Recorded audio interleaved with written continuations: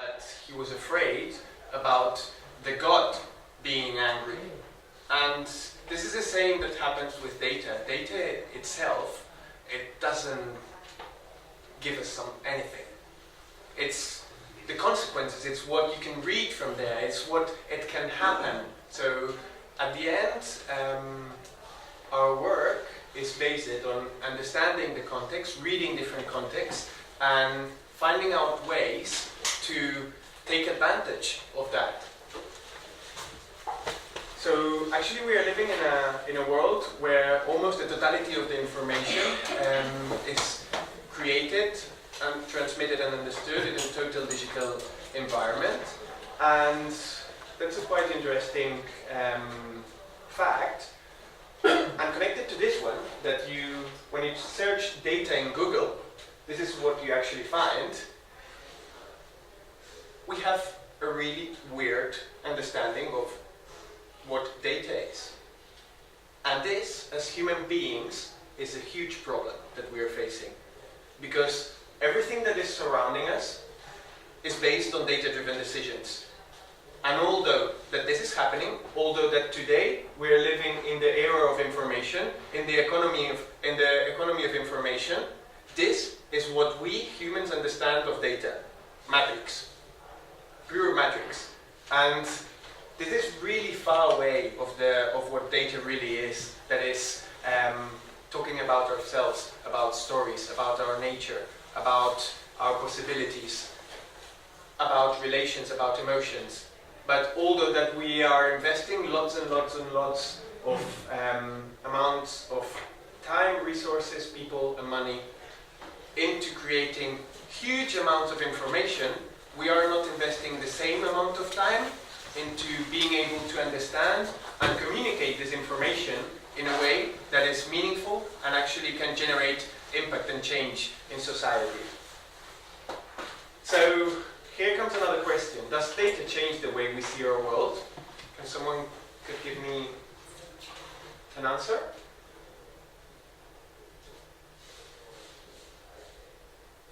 Okay, pointing at me? Yeah. I would definitely say yes. It can change the way positively we understand things, but it can also manipulate us. Or if you see charts, pie charts, or data charts in newspaper or online, we're getting an impression of truth, which is just an illusion. So nowadays, the way we are communicating information is this. So this is what we see every day in the news. Like we see hundreds and hundreds and hundreds of deaths and problems and things that are happening, and we are just scrolling because they are numbers. And we actually cannot feel anything towards numbers. It's literally impossible. Numbers are just abstractions, they are just symbols that don't carry all the context, don't carry all that is behind those numbers. And actually, the question that you just answered before was really connected to this image that shows how during the last 300, 400 years we haven't even changed the way we've been explaining information. So how we actually want people to care about the information we are generating or what's going on in the world, if we are explaining it in the same way, if we are explaining in the same way the ingredients of a pepperoni pizza and the deaths in Iraq with the same PowerPoint graphs. It's really difficult.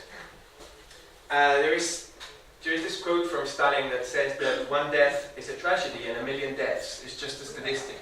And we actually quite agree with that. And that's because when you actually try and feel towards a number, towards a graph, there is a huge lack of empathy. Now I want you to make a really interesting experiment. Look at this and really try to feel emotion towards this graph. Like try to feel something. I will give you 15 seconds, but please concentrate on that.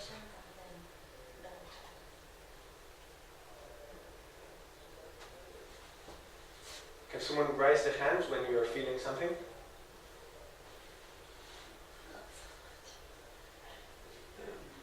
Okay. you're really feeling something here? That means that you're really sensitive people, which is good to the human future. But as you can see, there is a lot of people that are being able to feel and cannot abstract themselves from this graph. And so this means that we are experiencing what? We're experiencing a huge lack of empathy, but that's not the end point here. That's not the biggest problem. But the biggest problem comes when we start experiencing a lack of action. And this is what, guys, is happening nowadays in our society.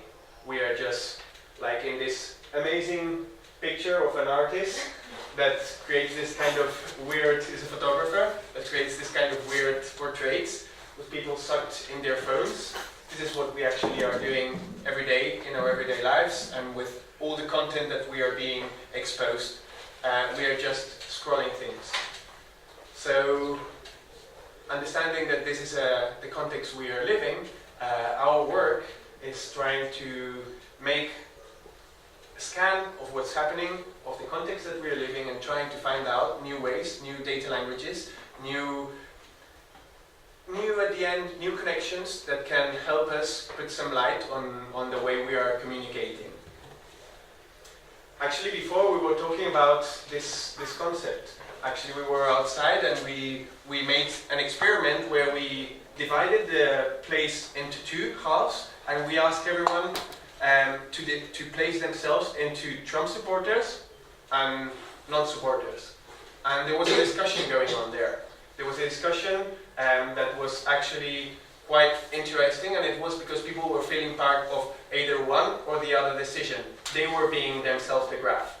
They were being themselves the data. But at the end, during Trump's campaign, there was something that was quite interesting. That there was an interview to one of the formers that helped Trump on the communication campaign, that was saying, well, actually, one of the reporters was asking, hey, how can it be that data shows that security during Obama presidency was higher, there was less crime than now. And actually, but although that was happening, there was much more sense of how do you say, not security, but insecurity. Yeah, great. Thanks. That was a genius one. Okay, there was much more sense of insecurity, although that there was more security. And during Trump's presidency, it says it doesn't matter what the truth is, but what people are believing. And there is a huge thing here in terms of information, in terms of data. There's this huge and amazing world to explore on how communication, it's not only about how things are explained, but how things are, and trying to find up and bridge this gap between the reality and the perceived reality. Can someone tell me what's this? Yeah. Have you been here? Yes. Yeah. Have you seen this? Yes. Could you tell what's this? It's all the hair that was shaved off of people's heads when they arrived at the camp. So this was kind of shocking when we saw this. It actually makes you forget all the books, what you've read, all the movies, all the information, all the data facts that you know about this reality when you're just facing in front of this. And it's because this is provided with context. You can understand the horrible things that happened here by the volume, by the hair, by the amount, by the accumulation. And this happens because actually you understand things when you can relate them towards something that you already understand. If we try to explain all this that happened in numbers, we're so far away of really understanding it that there is a huge lack between this reality and the perceived reality. So I will just show you two projects that we did. just to let you know how we've been approaching to this reality. This was one of the first projects that we did 3 years ago. It was just an exploration that we did for the Design Museum of Barcelona, where we asked more than 2,000 people around the city, which was their real age and until what age they wanted to live. And that was just because we were interested on that. We wanted to create a scenario where we could actually speak and talk about this reality on when does people want to die. So we started asking people this question, and we ended up with a really simple Excel that would be data, yeah. But this would be like the way that the first step of transforming this into information.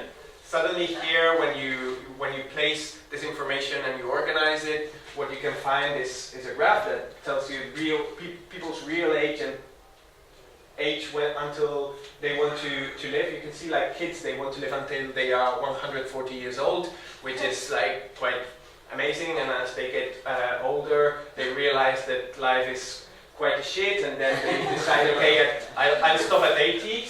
And then as we get older and older and older, there is something that happens that is said in society that when we get older, we become more as kids. And you can see that there, where people from 80s, 90s, they say, okay, maybe 5-10 years more, I will be okay on living.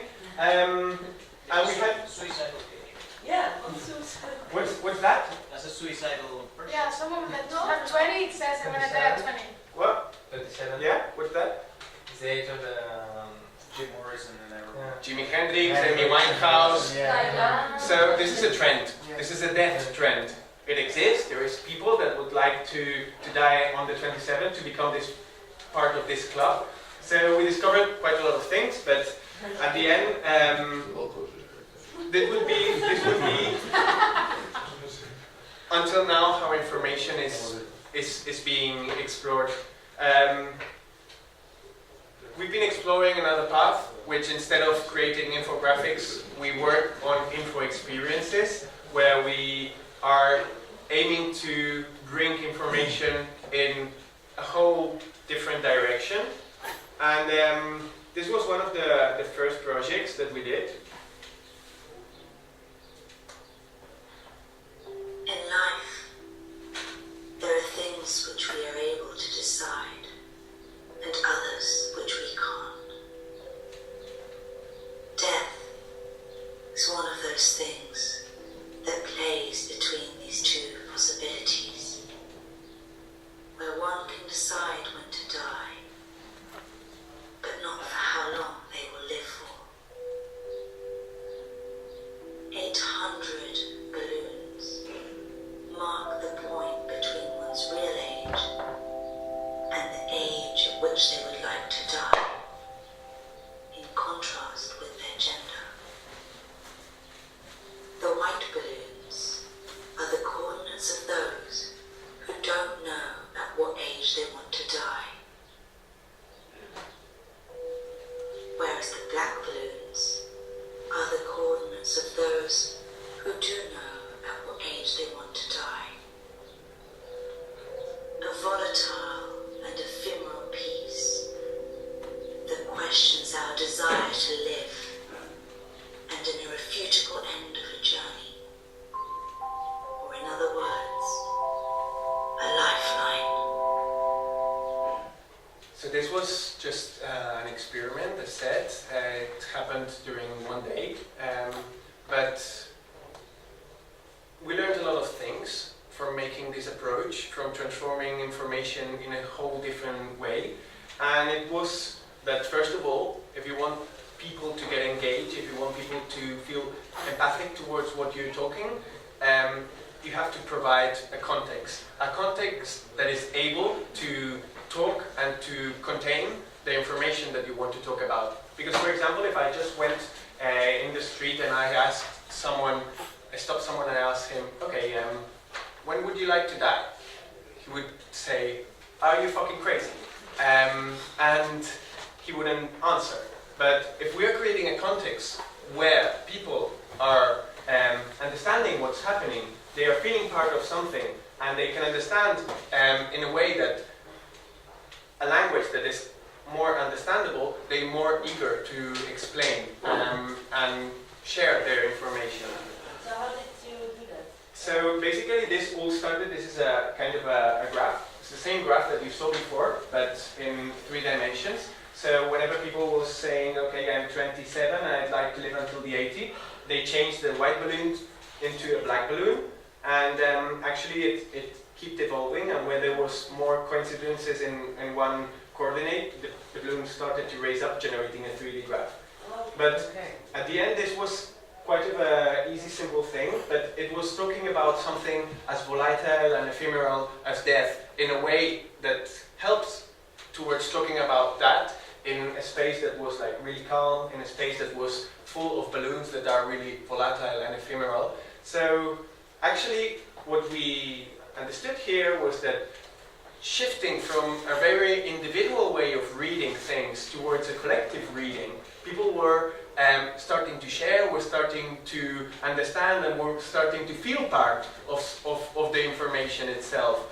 And not only that, but from transforming the way that normally we receive information that is kind of a monologue. So, for example, all the media is generating content and you're just consuming it, or we'd say just scrolling it, towards something that is called dialogue. That is what we do when we conversate and when we share things. Makes a whole different thing when we are talking about information.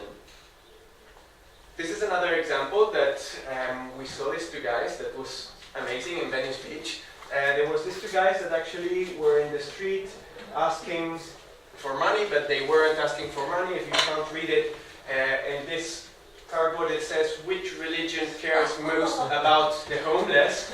And actually, what they were creating was, they were actually understanding, they were truly understanding like a language, they were understanding the context, and they were playing this context in favor on them, no? So there was huge amounts of people, there were queues of people actually answering, and they weren't answering, they were giving money and they were getting a lot of money, but that's because they understood totally what was going on. 420 is actually it's the cannabis medical shops that you can find in California. Actually, it's interesting that there's a lot of money there.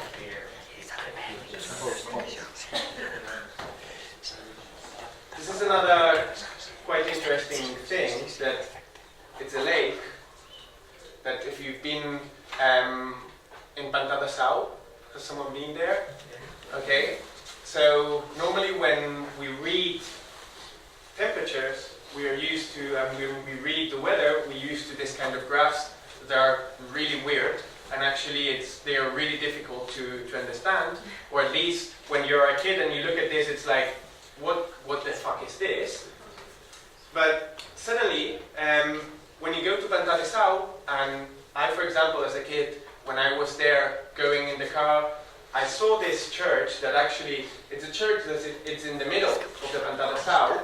When I saw it like this, I knew that something bad was happening, that there wasn't water, that was a problem, and would be a problem for many different realities. And I knew that when this was happening, it was okay. And when this was happening, it was much better. And this, at the end, is another way of reading information. It's another way of understanding information.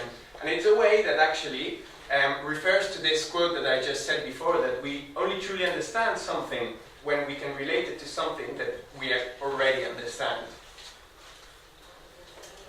To finish, I would just like to show one of the projects that we've been working over the last year that has been quite a thing for us. It's been really interesting. It's a project that we've developed together with the United Nations and UNICEF for the General Assembly of this year.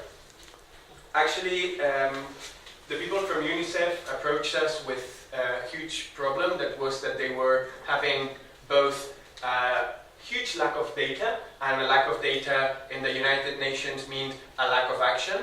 And not only that, but they were experiencing a bigger problem that was that there is a huge team of people working on generating huge amounts of data that there aren't a lot of data facts, but the ones that they have, they end in a book. And it's a book that sums up all the work that has been done during a year. But what happens with that book is that 30, 40, 50, 70 people read that book. And what does that mean? That there is a huge lack of action due to the fact that data isn't being able to change people's life because it's not getting into people's life.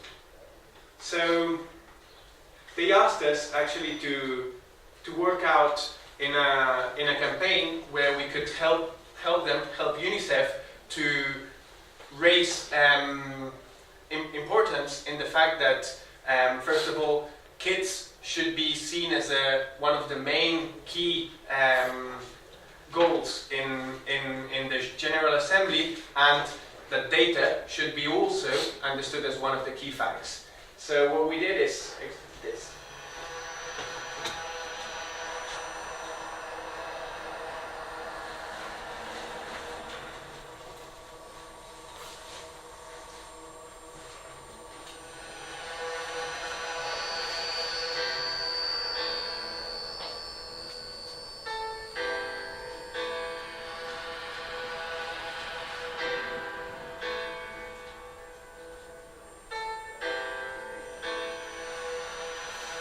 For a long time, humans have been grappling with the idea of time travel.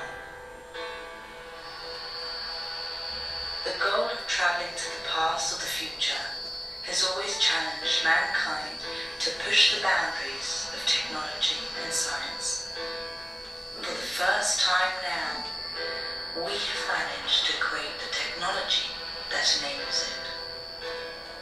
Today we present the world's first working time machine, the only machine that allows you to travel to the present, the most important time we face. A machine activated through your heartbeat that will take you through a journey, asking questions about your childhood, your fears, memories, and dreams. A machine that enables you to be a child again. The time machine will transform all your childhood information into the song of your commitment, a song specifically made for you. All the songs created will form part of the commitment playlist, an album where there will be as many variations of it as there are childhoods. The machine will print a personalized commitment contract between yourself and yourself as a child. This contract will be part of the first commitment contract exhibition, an exhibition that will publicly show people's promises to better the future for children worldwide.